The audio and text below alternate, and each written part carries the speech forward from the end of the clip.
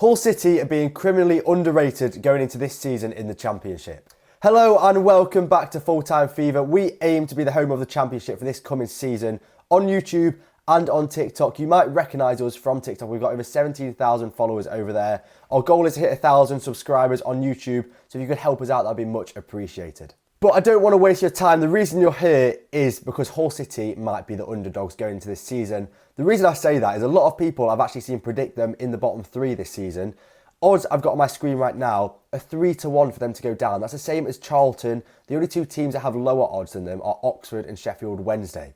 So what is going wrong at Hull? To begin with recent history, as you can see on the screen, if you see me looking down by the way, it's because I can see the same picture that you can currently. I'll start with the historic table positions. There was a 13th place in 18 to 19 with Nigel Adkins. Then 24th, you actually went down to League One, but you did win it in 2021. 19th, 15th, 7th, which we'll touch on that season, and then 21st as of most recently. It's all over the place for Hull, and generally not very promising, bar that League One season. But even then, Hull City should not be down in League One. Another big point is how many managers you've been through in that time too. I've already touched on Nigel Adkins in 18 to 19. You've since gone with Grant McCann, who you've actually stuck with for 3 years.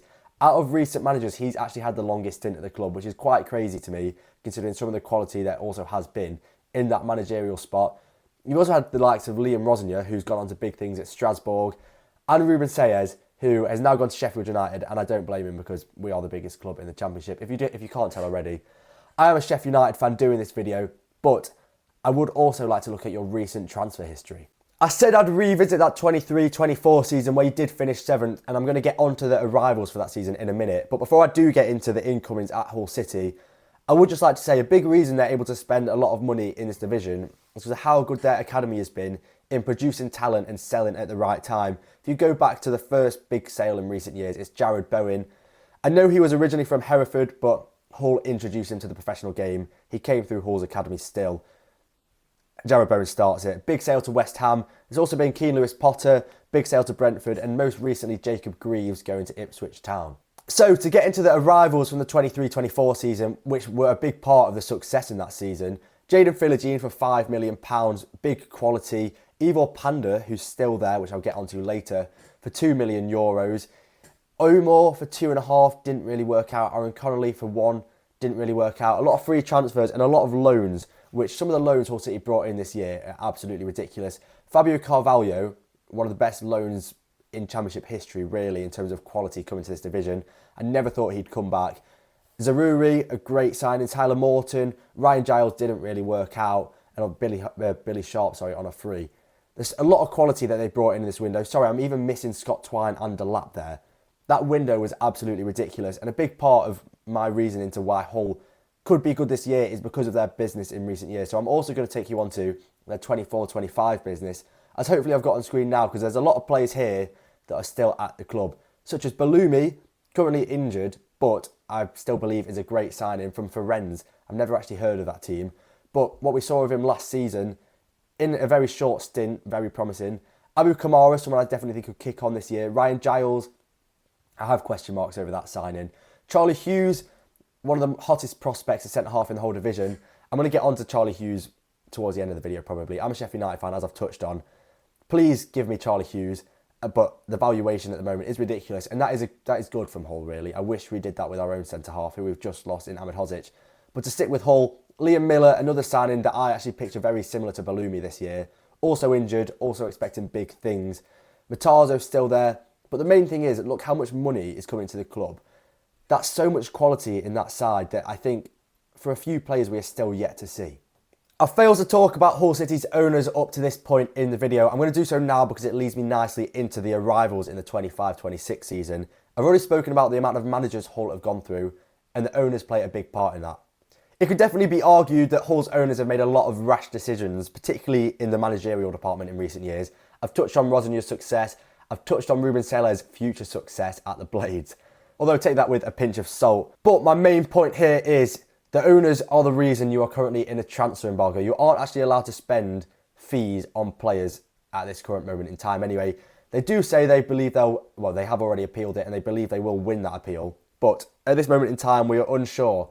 So that's why this season has been mostly filled with frees And that's why I actually think you're having a pretty decent window so far. So in terms of frees or loan signings, which you're able to make, Ollie McBurney on a free very recently is a ridiculous signing for Hull. If you're going to put Hull in the relegation zone and then they sign someone like Ollie McBurney, who is a top Championship striker, by the way, I think that signing in itself has to move them out. I think Ajayi, Akinfenwa on frees in that centre-half department are two very good signings to consider there on a free.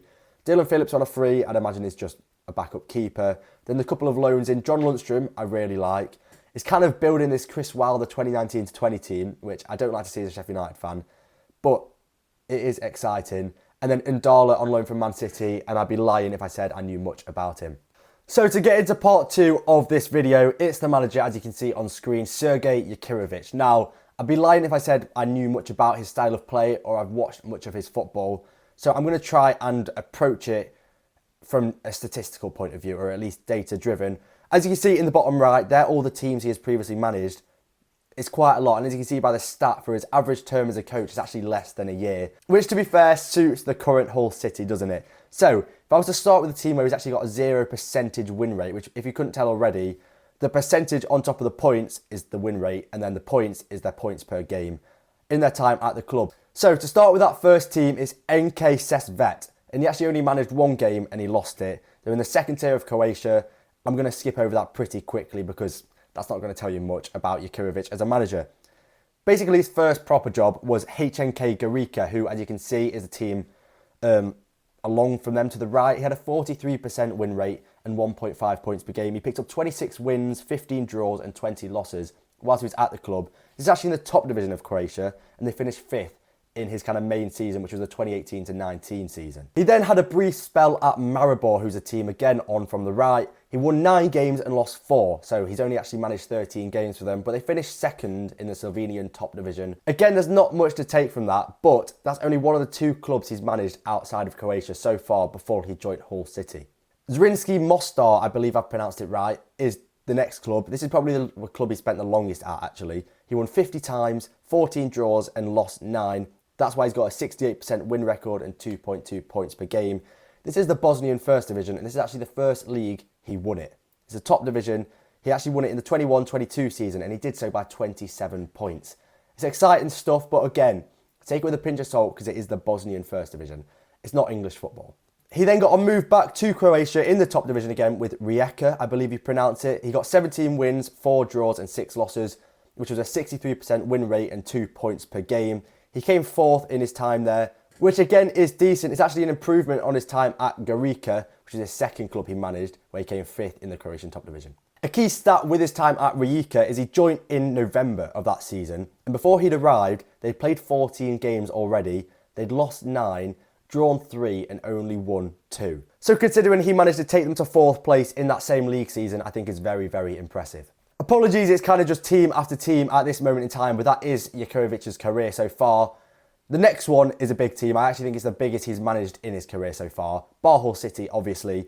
Dynamo Zagreb. He won the league in his first year, the 23-24 season. In his time there, he won 40 games, drew 9 and lost 10. Obviously, as you can see in the bottom right, a 68% win percentage and 2.2 points per game is very impressive. But again, Dynamo Zagreb are a very dominant team in that division, so you would expect them to win the league. But he did so, he did do his job. And finally, the team in the far bottom right corner is Kayserispor. They're a team in Turkey in the Super League, the top division.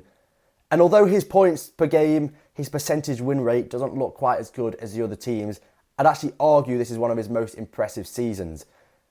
Well, first of all, I'd like to say that job is a lot harder than the Dynamo Zagreb job in terms of the competitiveness in the league and also how the team ranks compared to the others. I'd just like to say, before he actually joined, which was in January 2025, Kayserispor had won 3, drawn 7 and lost 9. That's 16 points after 19 games. So that's relegation fodder at that moment in time.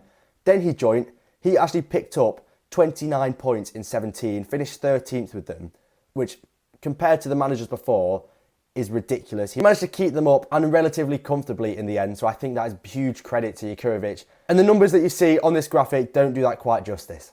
You might be wondering, there's also another cup there. I did forget to mention it. He did also win the Croatian Cup.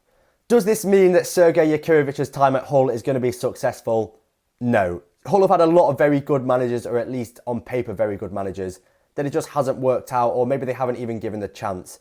That could definitely be the case for Jurkovic. Although Jurkovic has had a very successful management career so far, you do need to take that with a pinch of salt because it is predominantly in the Croatian league with brief spells in Slovenia and Bosnia. Now, that does not translate directly to English football, so we'll have to see on that point. But a positive career previously is obviously better than a negative one. Part 3 of this video is going through Hull City's current squad, as you can see on screen below, or mainly to the left really. For me, it's criminally underrated. I feel like people are forgetting about the quality. Potentially it's hidden through injuries, a few signings that have been very recently made.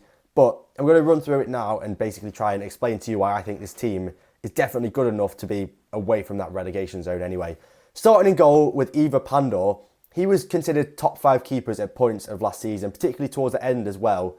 So I'd expect, again, big things coming this following season. I feel like no one's really talking about Panda as one of the best keepers, or potentially one of the best keepers in this league, which I think he definitely can be in the conversation. That back line, I'd picture that kind of main back four to be probably Cody Drama, Charlie Hughes, and then one of Ajayi Famewo or Egan, and then at left back Ryan Giles. Now for me, that full back department probably does need upgrading, or at least some depth needs to be added, because there is kind of 3 natural fullbacks there in Louis Coyle, Ryan Giles and Cody Drama. Brandon Williams is an interesting one because he has been on trial at Hull. Whether he'll actually get a contract, I'm not sure, but I think he's probably worth a punt, particularly considering that Hull can only actually manage with frees at the moment because of the transfer embargo. But even then, in terms of a starting 11, I think that's very decent. In previous years, Hull have tended to opt for a 4-2-3-1. I imagine they will do so under Jurkovic too. It looks like they have in pre-season so far. Correct me if I'm wrong there, Hull fans. So to cover this midfield, I'm just going to kind of look at that depth for them 2 kind of DMs. You've currently got John Lundstrom, who's recently joined the club, Matt Crooks and Regan Slater. They're, for me, very clear and obvious kind of DMs. Crooks has been playing there next to Regan Slater, as far as I'm aware, in pre-season. Or at least that's what it says. I wonder if Matazo can play there. I believe, has he currently played as a 10 sometimes as well? But I do picture him as a more defensive midfielder anyway. But again, Hull fans, correct me if I'm wrong, Puerta, I'm not sure how you're going to pronounce that, but a lot of quality there. I think he can kind of play behind that 10 or as that 10. And to get into them 10s and that kind of attacking quality behind the striker, I think there is definitely enough quality to steer away from that relegation battle at least anyway. You've got the likes of Casey Palmer, who's got so much championship experience, who, to add to Matt Crooks, who can also play in that 10, is a lot of good squad depth anyway. You've got wingers in Liam Miller and Balumi, who have so much quality for this division, that are currently injured, that will eventually come back. Abu Carrara, Tinsdale is featured in pre-season. He got a goal against Sunderland. I haven't actually seen that, so Hull fans, could he be someone to look out for this coming season? And then that striker department has really improved in recent weeks. It was Kyle Joseph, who, by the way, I think there is probably more to offer. He can play on them wings as well. He didn't have a great first year at Hull, but still young, still a lot of potential.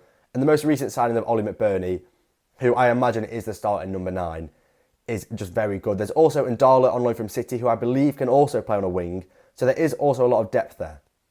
I'm going to look at that starting 11 against Sunderland in that pre-season game, because I believe that is probably going to be similar to how you line up on Saturday. That back 5 for me is probably going to be the back 5 that starts. I'd then say probably Regan Slater, potentially Lundstrom, or maybe Crooks. I'm not too sure. And then hopefully that might be the front 4, bar Joseph and McBurney comes in. And now I could definitely understand the question marks or worries that that front 4 does lack quality. But there is quality in the squad in Balumi, Liam Miller, who are currently injured and going to come in later on in the season. There's also Puerta that could go into that 10. If you were to move Matt Crooks further into the 10, I think there's enough rotation there at least between Palmer, Crooks, Puerta, even Matazo if he was to play there, well, to be good enough at least for championship level. And for me, for this season, I think you don't need to have a complete squad necessarily. That squad for me is better than a lot of teams around them in that relegation zone, probably such as Oxford, such as even Charlton, I would say, such as Preston, such as Sheffield Wednesday. That's already 4 teams that for me, I think Hull can finish above. Whether it's comfortably or not, I'm not too sure. So for me to see Hull in the relegation zone in some people's predictions, I think potentially is underestimating them. And just to finish off, a positive pre-season is always nice, at least for the fans, as much as it doesn't mean anything because it is just a fitness test. To win games under a new manager, it becomes a habit. So to beat Kasim Passer, to beat Sunderland, to beat Stockport and to draw with Getafe, I really do think a decent result to go into the season. It's Coventry on Saturday. I think that could be a tricky game, but I do think Hull will continue to build on this season and probably get better as it goes on. So Tigers, let me know in the comments what you think. Of course, you do watch and know a lot more about Hull than I do. So this is just an outsider perspective. This is my current view. It's my thinking behind not having Hull City in the relegation zone, which surprisingly for me, a lot of people do. Thanks for watching this video. If you haven't already, please drop a like and a subscribe. We aim to be the home of the Championship for this current season. Hull fans, if you want to do even more than that, send Charlie Hughes to the Blades. That would be even more appreciated. But thank you for watching.